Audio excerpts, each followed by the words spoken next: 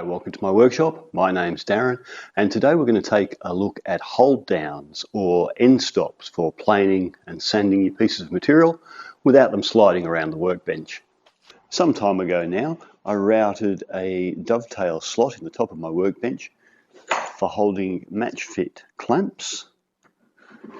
They have the advantage, of course, that they're far more positional along the straight line, and the disadvantage, of course, that you can't twist them when in comparison to a circular dog. But there's a couple of other things I found really useful about this, and I did say at the time when I first put that one in, if I found it useful, I would add at least one more to the workbench. There's not a lot of space to add a lot of them because I filled it full of Festool style dog holes. But anyway, I'm going to put an extra one in, and then I'm going to show you some of the clamping tools I've made to utilize these dovetail slots in the workbench. Now, for those of you that haven't seen the micro jig clamping system before, basically you take a dovetail bit. This is the micro jig one, but you can use your own. This is a standard 14-degree dovetail. So the only difference here really at the micro jig is it's got a limited depth of cut. You can see here in this portion of the router bit, there's a bit of a round over here, just to round over these lips. You have something with a dovetail shape, goes in here like this, and as it's clamped, it pulls up. As I'm doing here, you can see I'm pulling up and wedges in there, and it can't come out, of course. Now, one of the advantages of this, of course, is things can be easily clamped in one spot, and you've got a whole range of movement along the length of that channel.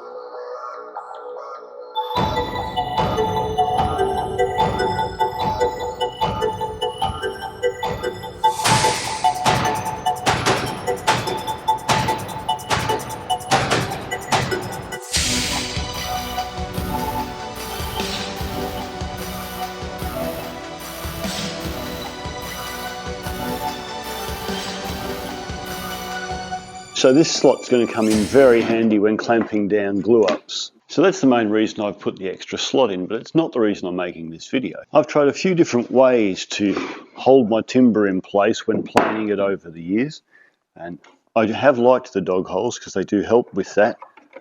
Let's come back here a bit so you can see.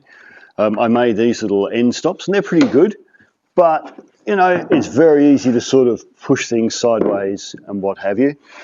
So I made a corner one so we could do this, and then we could put another one back here to stop it drifting out sideways, and that's good, that works, but you know, it could be improved upon, and that's what I've been doing. So all these have been designed to utilize the dovetail slots in the workbench, including now the new one. So there's dovetails with nuts. Now, several different versions of these I made. Started out with just a round hole because that was the screws I had. I found when screwing these star knobs down on top that sometimes if it was round and this was a tight grip up top, the whole thing would spin and that wouldn't work. So then I went and I made these here with the hex, and I made it in two different types. I made one where it was a very tight fit and I actually had to heat the bolt and press it in. And then I made another one where it's just a tight-ish fit and you just sort of click it in. I prefer the second version where you just click it in. It's quicker and it's easier. I don't think there's a need to heat melt them, but I'll make both types available. In fact, I'll make all three. You can choose what you use, so to speak. Now, I also went through a few iterations with the star knobs. Originally what I did is I just had an indent in the bottom that was a hex shape, and you pushed the nut in and just super glued the nut in place. Works. This is actually an old one from another set of jigs I made, and it's been going for a while, no problems.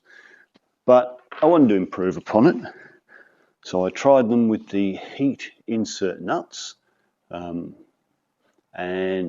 I like it, but again, it could be easily improved upon.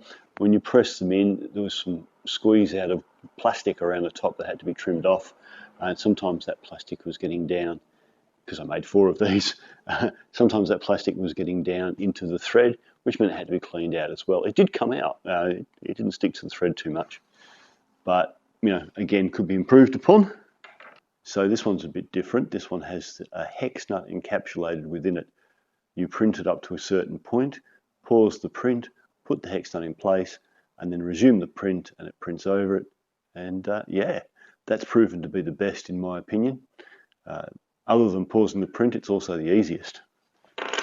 Now, that brings us over to here and holding our piece of wood still while we're planing it.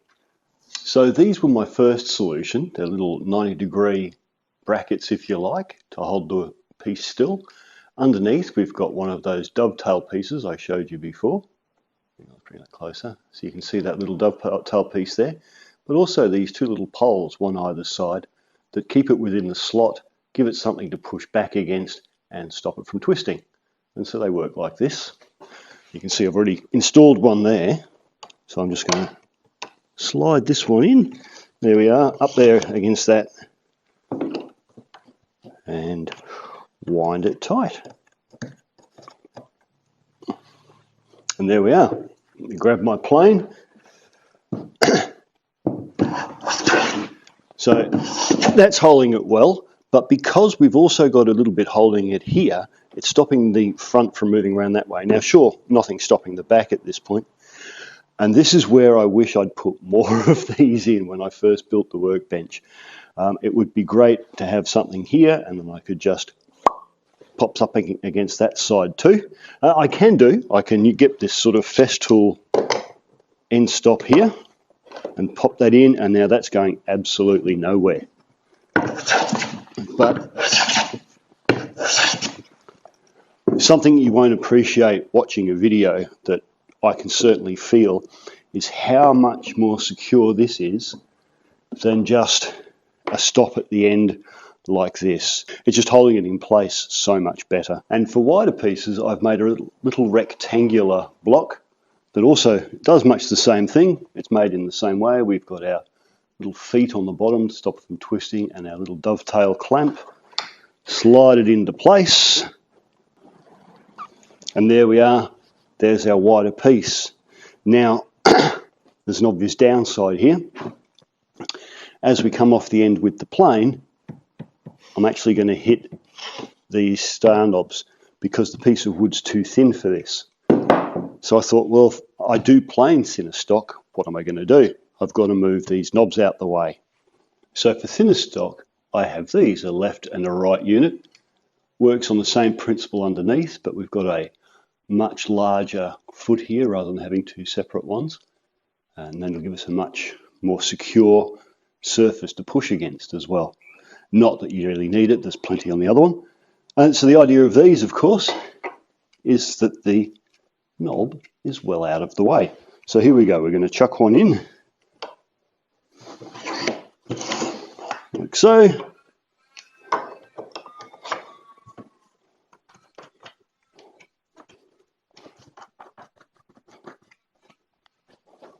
Okay, so now when we plane, we can come straight off the end and we're not going to hit anything. Ooh, nice. Earlier I showed you this Festool clamp, which I do get a lot of use out of. It basically works like that, it clamps up against these, and that's come in extremely handy. Underneath the new dovetail slot in my workbench is structural framework. That's why there's no dog holes in there. And for that reason, I've never been able to use one of these or much else in there for clamping. I've always wanted something else. So I've got the track itself for clamping down, but for clamping in place of the Festool horizontal clamp there, I've made these. These work in the same way as the others, in that we've got our poles to go into the slots there and our dovetail clamping piece. And we've got a U-shaped body. And then to go in the U-shaped body, we've got these adjustable end stop heads that fit in there like that. Obviously our star knob goes on top. Now, as you can probably tell, I've made two different lengths of the top unit, the sliding portion.